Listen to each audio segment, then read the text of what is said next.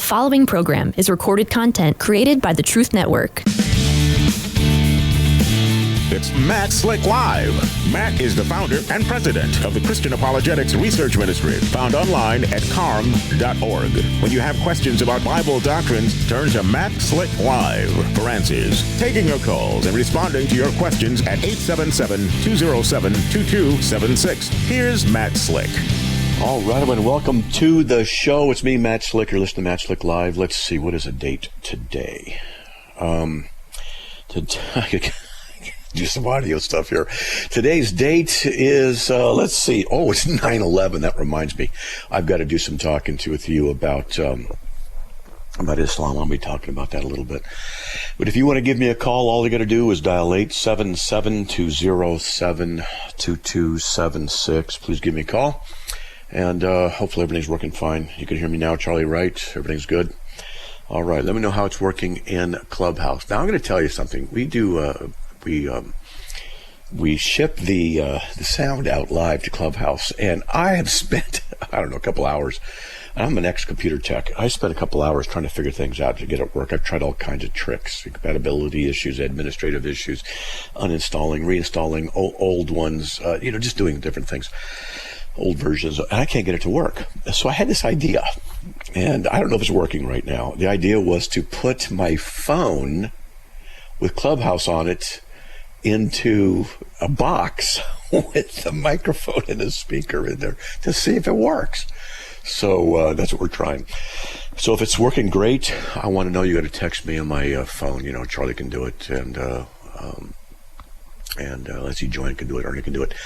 But hey, we're just working live on the tech stuff. That's because that's what we do. That's what it is.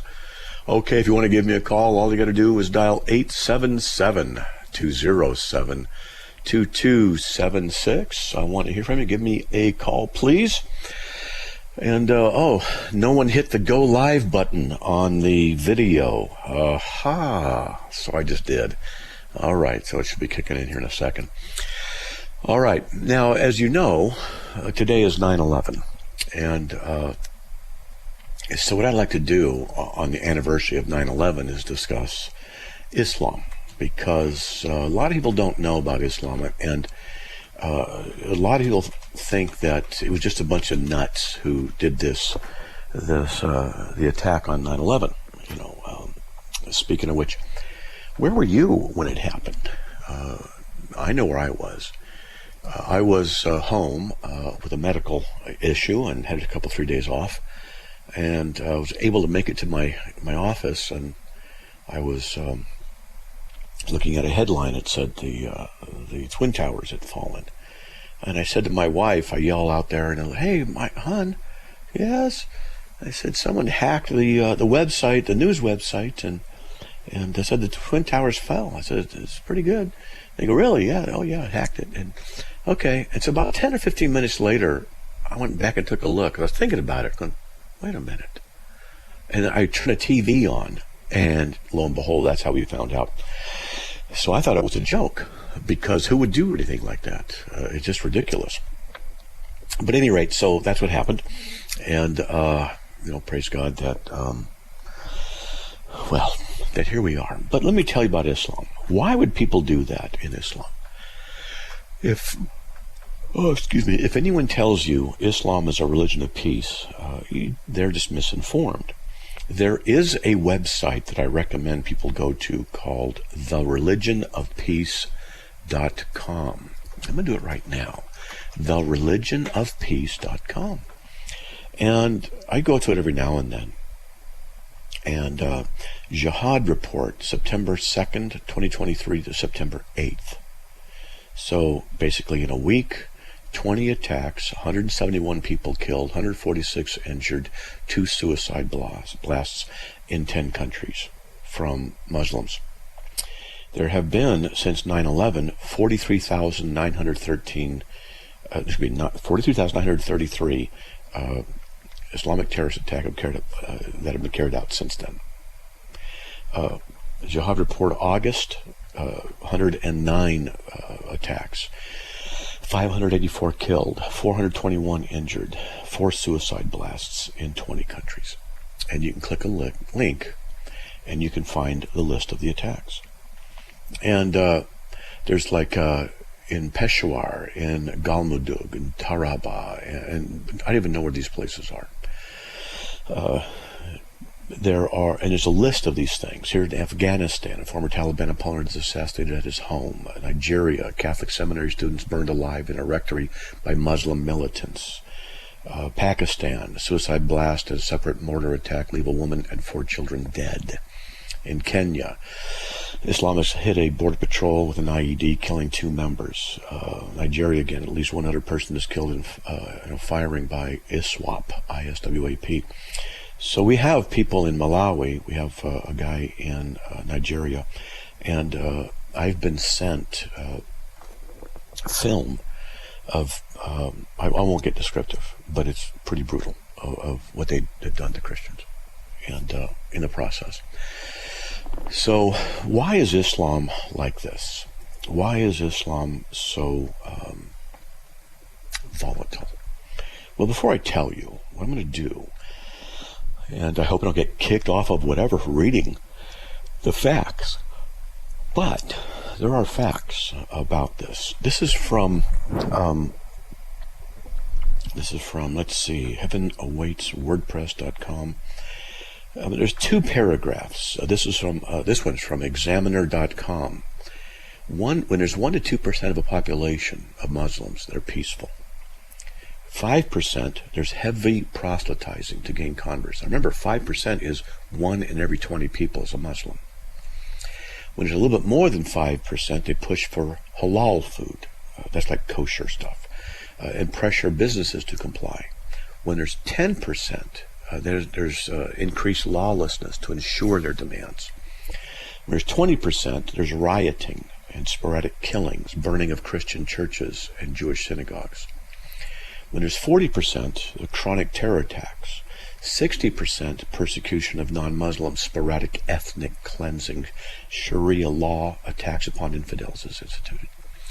When it's 80%, there's daily intimidation, violence, state-run ethnic cleansing, genocide with the aim of 100% Islamic nation. So that was from the examiner.com. This is from heavenowaits.wordpress.com. When they're 1% of the population, they're peaceful. 2 to 3%, they proselytize the disaffected and ethnic minorities, recruiting from jails and street gangs. 5%, they exercise an inordinate amount of influence upon society in relation to their percentage of their population. That's like the LGBT, or the alphabet mob. They're doing the same thing. Anyway, they will insist on Islamic standards of food preparation, increased pressure on food supply chains to adapt to their Muslim rules. When there's 10%, they increase lawlessness as a means of getting what they want in harmony with Islamic teachings. There's 20% of the population, there's rioting, sporadic killings with church and synagogue burnings, 40% widespread massacre with chronic terror attacks, 60% widespread persecution of unbelievers from different religions with sporadic ethnic cleansing. There's 80% state-run ethnic cleansing and 100% complete domination with the oppression of religious and ethnic minorities not in harmony with Islam. So this is just some of the facts. Now this is years old. Maybe I should, so I can find out some more stuff about them. So what I'm going to do now is just read from Islamic sources. So this is what Surah 2, 191 says. Now Surah is just Arabic for chapter. 191 is an ayat, or a verse. So we just say Surah 2, 191. So it's chapter 2, 191. And slay them wherever you catch them, and turn them out from wherever you have turned them out, for tumult and oppression are worse than slaughter. But fight them not in the sacred month, okay? Unless they first fight you. In Surah 2, 116, fighting is prescribed for you, and ye dislike it, but it is possible that you dislike a thing which is good for you, and that you love a thing which is bad for you. And Surah 2, I already got that one. Let's see. Surah 4, 76.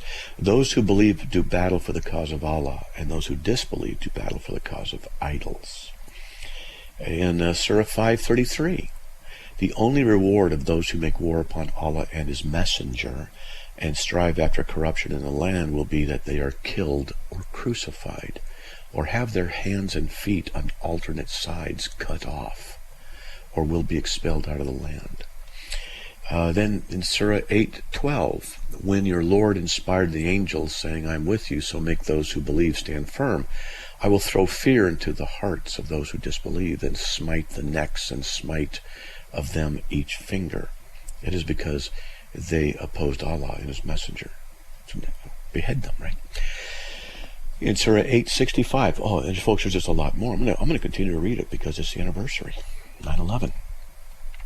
In Surah 8:65, it says, O Prophet, urge the believers to war. If there are 20 patient ones of you, they shall overcome 200. If there are 200 of you, they shall overcome 1,000.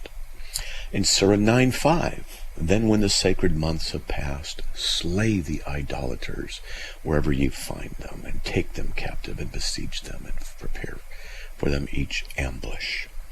In Surah 9:29, now the word fight here, I was told by a native Arabic speaker that it means fight to kill. That's what it means in Arabic. Surah 9:29, fight those who believe not in Allah nor the last day, nor hold that forbidden which hath been forbidden by Allah and His apostles. In Surah 9:73, O Prophet, strive hard against the unbelievers and the hypocrites, be unyielding to them, and their abodes is hell, and evil is a destination. Now I got more to read, but I'm going to tell you a story. So, I was at a doctor's appointment back in the day when I was in San Diego, and just sitting in the lobby waiting, and this guy walks in, and I overheard him talking to the receptionist. He had a heavy accent, and his apparel was a little off for San Diego. And so, he was from a different country, and okay. And so I started a conversation with him, and he turns out that he was a Coptic Christian who had to flee. I forgot which country it was, like it was Egypt or one of those countries over there, and Lebanon, whatever. I don't remember exactly.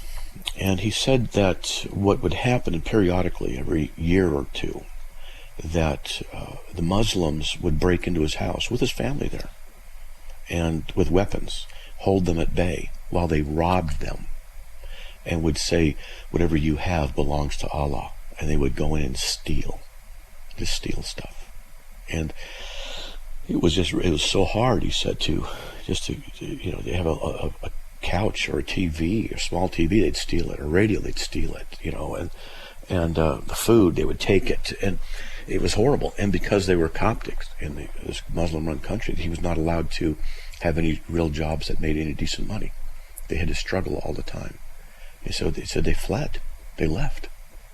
That's why they came to America. And someone else told me that there was a derogatory term used by Muslims on Christians called blue bones. Blue bones. And I don't remember the whole history, but they said that there was a time in their recent past when the Christians would be paraded around cities with heavy chains around their necks, with a cross hanging from the heavy chains, and the chains would cause the bone in the back of their neck to be bruised and turn blue. Hence it's a derogatory term, blue bones. And then there was the kid who took a drink of water from a hose at a Muslim's house. They killed him for it. Yeah, this is Islam. Hey, we'll be right back after these messages. Please stay tuned. I'll read you more out of the Quran about what it says about fighting unbelievers. We'll be right back, folks. Please stay tuned.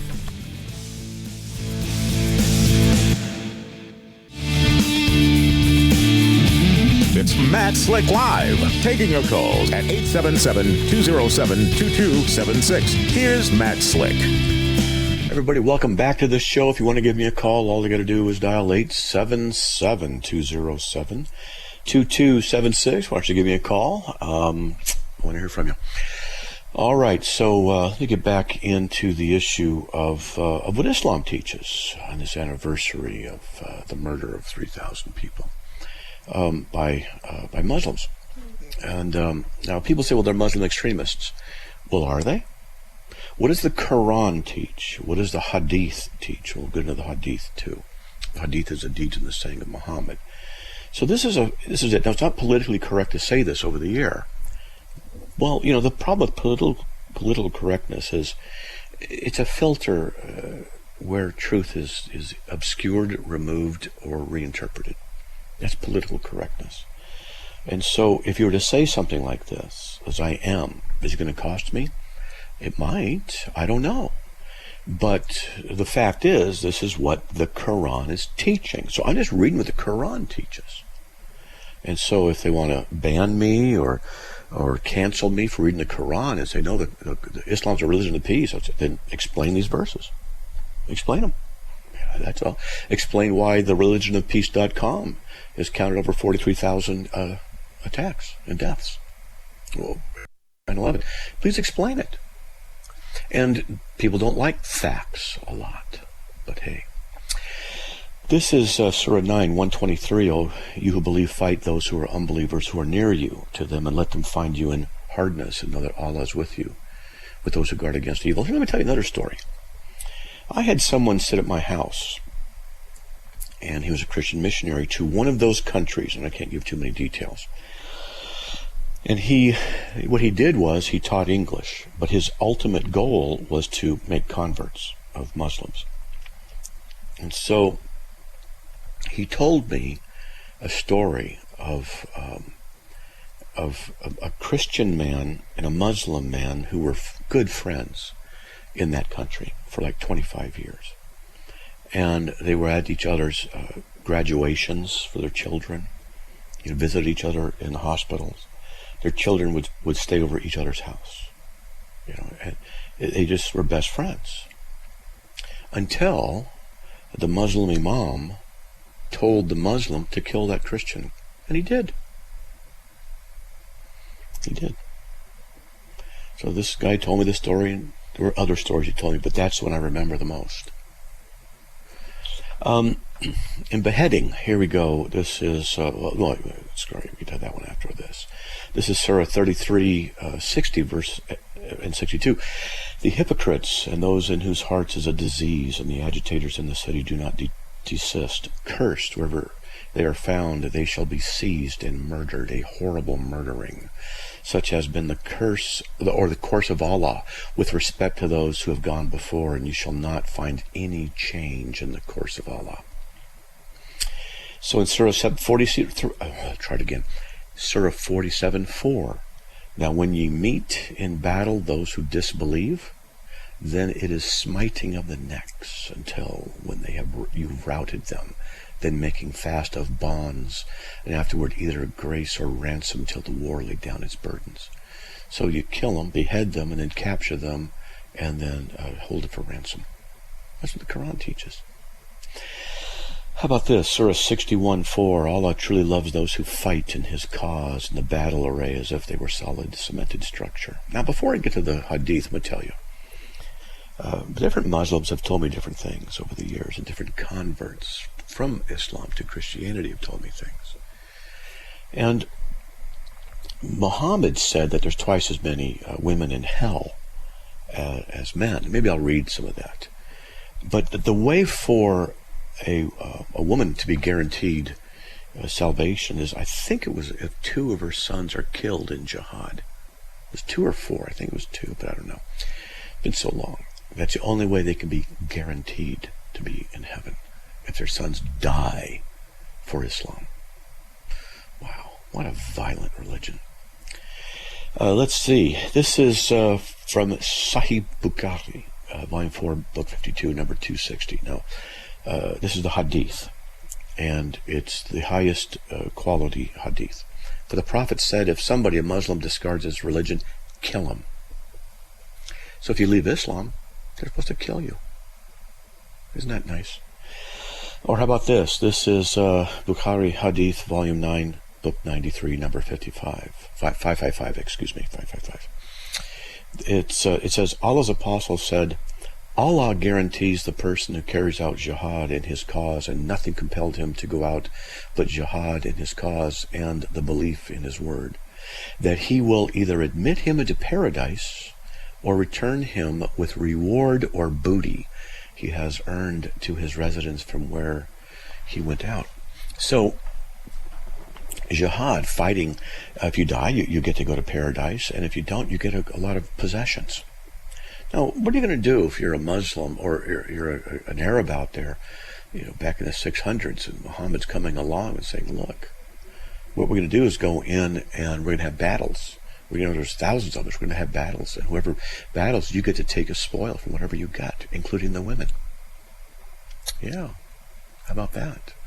Well, a lot of guys are going to sign up for that because you can do whatever you want with those whom your right hand possesses. That's what the phrase means. Hey, let me just continue on with stuff about Islam. I hope this is interesting. Humbled clay. How can that be if he's a prophet? Magic was worked on the prophet so that he began to fancy that he was doing a thing which he was not actually doing. That's a hadith, Sahih, volume 4, book 54, number 490. Or how about this? It says, and I don't have to read the whole thing, but Muhammad was white, and there's a reason I'll bring this up. He was a white man. That's Hadith, Volume 1, Book 3, number 63. I have this linked on my website. You just click it and you can go to him. And Muhammad, check this out. I came and behold, Allah's apostle was staying at Mashrobah, and a black slave of Allah's apostle was at the top of its stairs. I said to him, tell the prophet that here is I can't pronounce the name, bin al-Khattab, asking for permission to enter. Then he admitted me. So he owned slaves. Muhammad owned black slaves. That's what it says from the Hadith. That's the deeds and the sayings of Muhammad. It's a Sahih Bukhari, which means it's very reliable. Okay, there's 4 levels of Hadith, and this is the top. Volume 9, page 91, number 368 is where you can find that. And you just look it up on the web. Did Muhammad have black slaves? Yeah, it's documented. And how about this? This is from Bukhari Hadith, Volume 3, book 29, number 72. Allah's apostle entered Mecca in the year of its conquest, wearing an Arabian helmet on his head, and when the prophet took it off, a person came and said, Ibn Khattal is holding the covering of the Kaaba, taking refuge in it. The prophet said, kill him. And it says here, the prophet said, oh, Allah, set for me apart from my sins, because Muhammad was a sinner.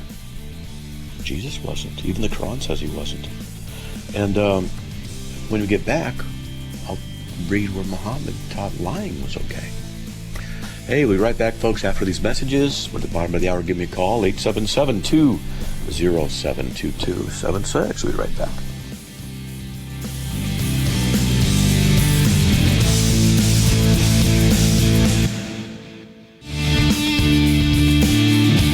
It's Matt Slick Live, taking your calls at 877-207-2276. Here's Matt Slick. All right, everyone, welcome back to the show. We're at the bottom of the hour. I hope you want to give me a call, 877-207-2276. So on this anniversary, unfortunate one, of 9/11 travesty, I'm just doing some stuff on Islam and reading about Islam. And here we go. I'm going to show you something. So this is interesting. It says that lying is okay. That's what Muhammad taught. Now, this is out of Sahih Bukhari, Hadith, Volume 5, Book 59, number 369. This is what it says. Muhammad bin Maslama got up saying, "Oh, Allah's apostle, would you like that I kill him?" The Prophet said, "Yes." Muhammad bin Maslama said, "Then allow me to say a false thing, to deceive him." The Prophet said, "You may say it."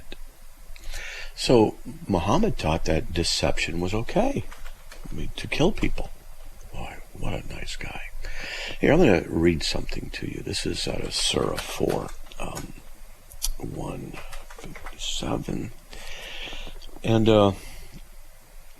so this is Surah 4, 157. Now, what I'm going to do is read right out of the Quran, because I want people to see what the Quran says.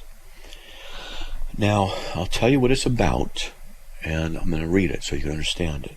Now, the question here is, who made someone look like someone else. And you'll see what I'm saying here. Surah 4, 157.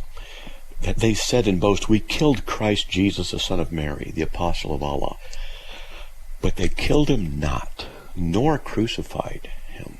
But so it was made to appear to them, and those who differ therein are full of doubts, with no certain knowledge, but only conjecture to follow, for of a surety they killed him not.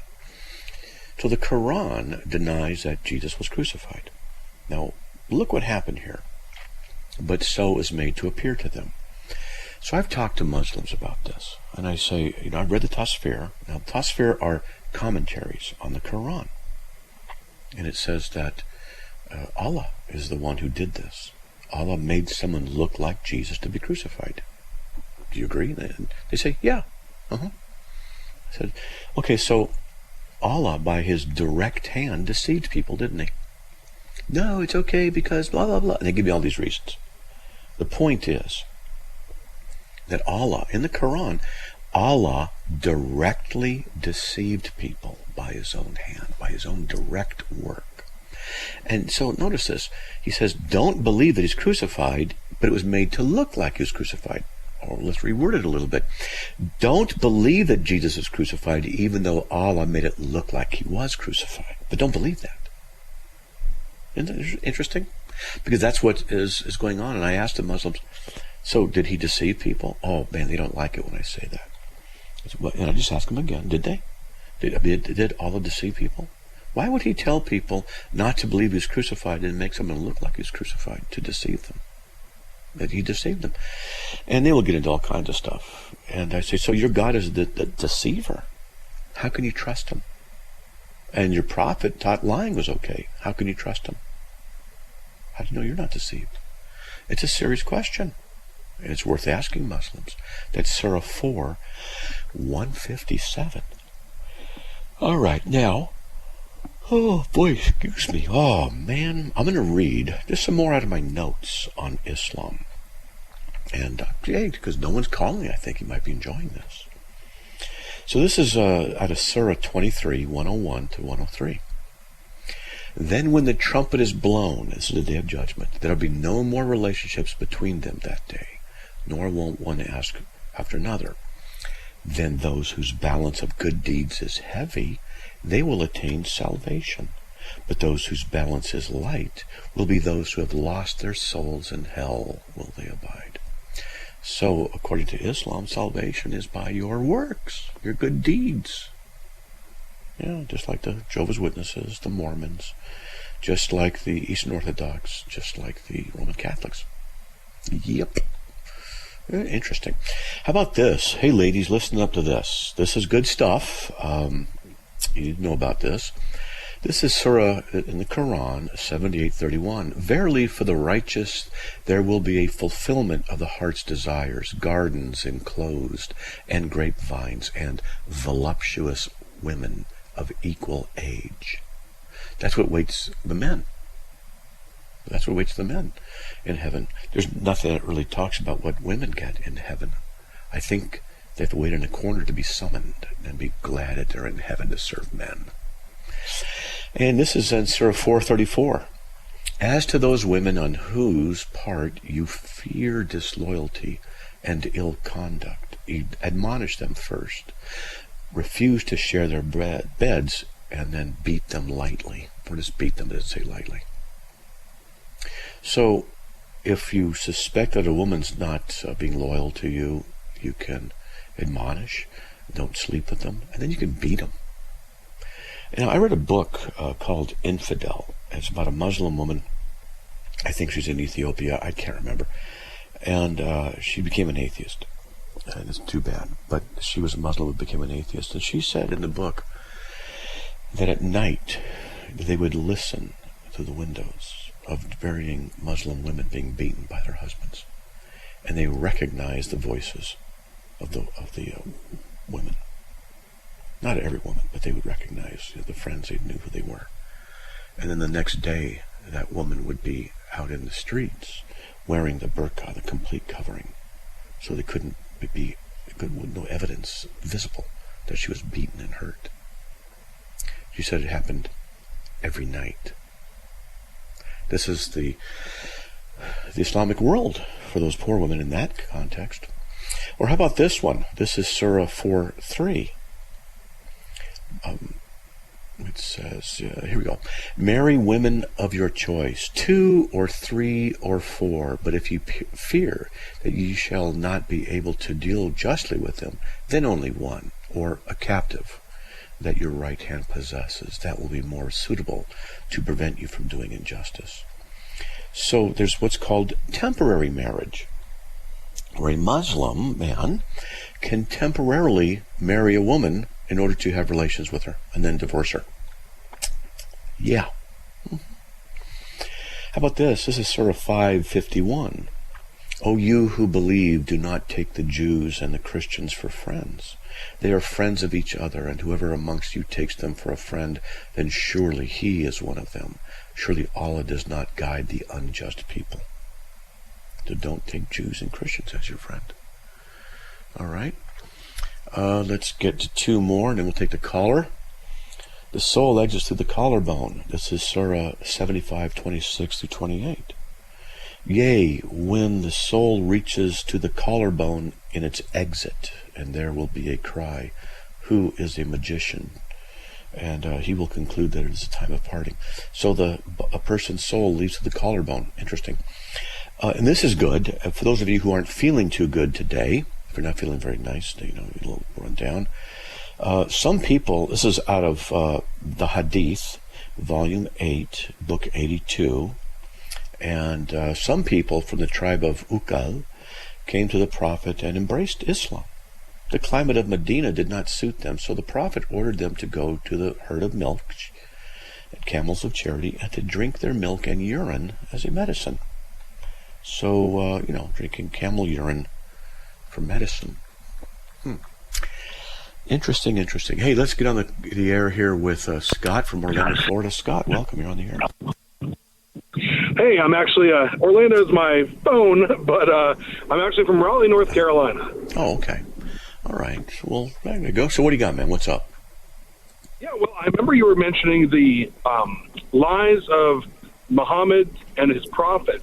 But I could have swore one of my friends mentioned lies of prophets of God, the lying spirit of deceptive Ahab, just some of those moments when the prophets of God would lie and seemingly had no punishment. And I know certainly the argument can be made, well, God never told them to do that. I would also say there's some instances in which Allah never told Muhammad to do it. So I'm trying to figure out, in comparison and contrast of these lies of the prophets that we see in the Old Testament and Scripture, how that contrasts against Muhammad saying, yeah, go ahead and lie, for war or for whatever else. I mean, we certainly have a God who, let prophets call down she-bears to maul children, and, so, which I am okay with, but I want to know how that compares in that. It wasn't. Yeah. Okay. So let me address that afterwards, but we're on a break here in a second. So God allows a lying spirit to go forth and be a deceiving spirit. But God himself cannot lie. And did prophets lie? Yeah, they did. They made mistakes. But it's never approved of. What the Bible does is record the sins of the prophets as well. In Islam, Allah specifically deceived people by his direct hand in Surah 4:157. Hold on, we'll be right back after these messages. Ladies and gentlemen, 877-207-2276. We'll be right back.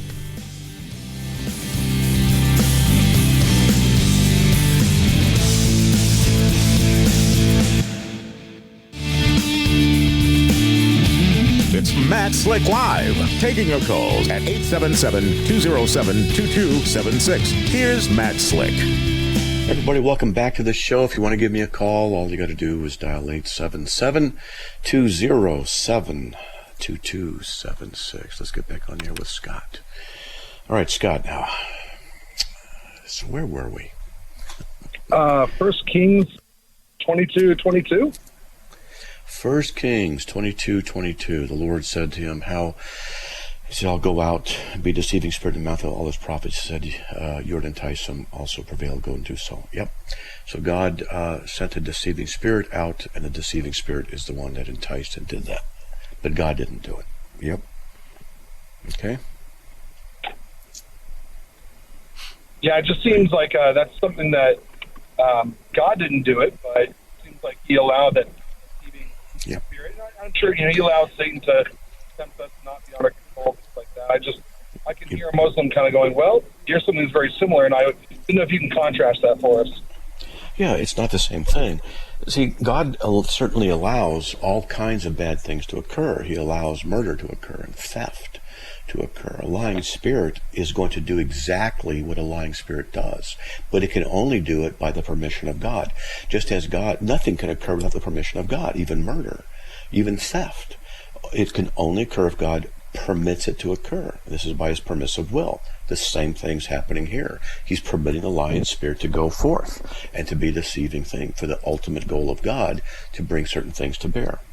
So that's all that's going on there. But in Surah 4:157, Allah by his direct hand performed the deception. And so there's a difference between directly causing it by your direct hand and allowing something to occur by your permission. I think it's a great contrast. Thank you so much for that help. Sure, no problem, man. All right? Okay, we done? Okay. All right, yeah, we're done. If you want to give me a call, 877-207-2276.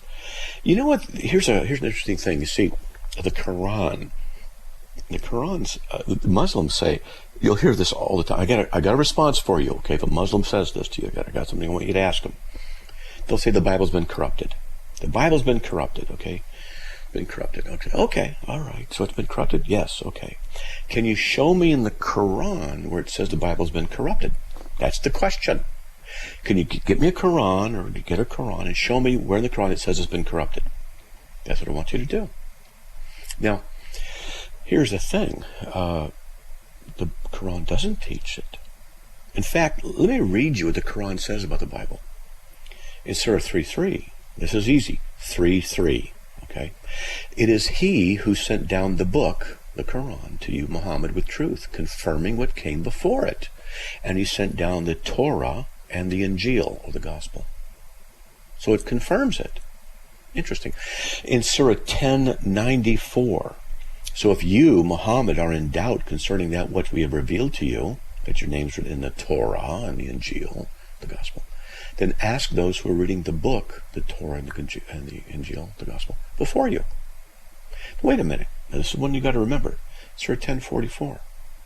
Why would it be that Allah would tell Muhammad, if he's not sure about some stuff, to go ask the people who read the Bible if the Bible's corrupt? Why would he do that? And you ask the Muslim in Surah 10:44, 10:94, you got to say that. 10:94, you say it over your heads. Surah 10:94. Okay? The Muslim says that the Bible's corrupted. Can you show me where it's corrupted? Where does the Quran say it's corrupted? It doesn't.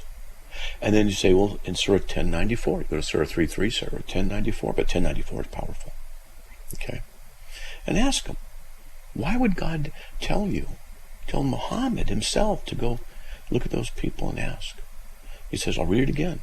If you're in doubt concerning what we've revealed to you, then ask those who are reading the book, the Bible, the Old and New Testament, the Torah and the Injil, which is the Torah and the Injil, which is the Torah and the Gospel, before you. If you're in doubt, ask them. They're the ones reading the Old and New Testament. Ask them. Why would he do that if the Bible was corrupted? See? How about this? In Surah 6:34, verily, messengers were denied before you, O Muhammad, but with patience they bore the denial, and they were hurt till our help reached them, and none can alter the words of Allah. Now, what they do in some of the translations, they'll put words in to soften it. And this, I think it's Yusuf Ali, it says decisions. None can alter the decisions of Allah. But that's not what it says in the Arabic. It says words. In Surah 18:27, and recite what has been revealed to you, Muhammad. of the book, the Quran, for your Lord. Recite it, understand it, and follow its teaching, and act on its orders, preach it to men. None can change his words, and none you will find as a refuge other than him. Okay, so it says in Surah 1094, that's the one you got to really remember. Why would it be the case that that Muhammad is told by Allah, supposedly, to ask the people who read the Bible, the Old New Testament? If you're unsure about things, go ask them. But if the Bible's been corrupted, why would he say that? And again, ask the Muslim. And if you're a Muslim listening, where does it say the Bible's corrupted in the Quran? Anywhere. Does it say in the Hadith? Show it to me. And so let's see. How about what is the real Quran? Oh, this is interesting. Hudayfi was afraid of their difference in the recitation of the Quran. Uthman sent to every Muslim province one copy of what they had copied in order that all the other Quranic materials, whether written in fragmentary manuscripts or whole copies, be burnt. That's in Sahih Bukhari, Hadith, Volume 6, Book 61, number 510. Now, wait a minute. That's interesting because, you see, how it worked back then is that Allah would supposedly give this recitation, this stuff, to Muhammad, who would tell people. And then they would write it down on wood, they'd write it on parchment, on vellum, they'd write it on stone, pottery, they'd write down what Muhammad said. Okay, so this was collected by Uthman. And this was after Muhammad died, so they collected the sayings. And he assembled everything and then sent copies out and told everyone to destroy all the material, all the other stuff that was written, and all the fragments, all the pots, destroy it all. Why would that be? Could it be because they were contradictory? And what he did was decided what would be in the Quran and told everybody to get rid of the counter evidence? That's the question. Hey, check this out in Surah 39:4. If Allah desires to take a son to himself, he will surely choose those he pleases from what he has created. But in Surah 6:101, wonderful originator of the heavens and the earth, how could he have a son when he has no consort? And he himself created everything. So this is a mistake that Muslims make. And I've had this experience with Muslims so many times.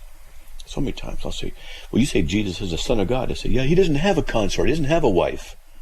And I say, the problem is you don't understand what is meant by the term in its original context, its original culture.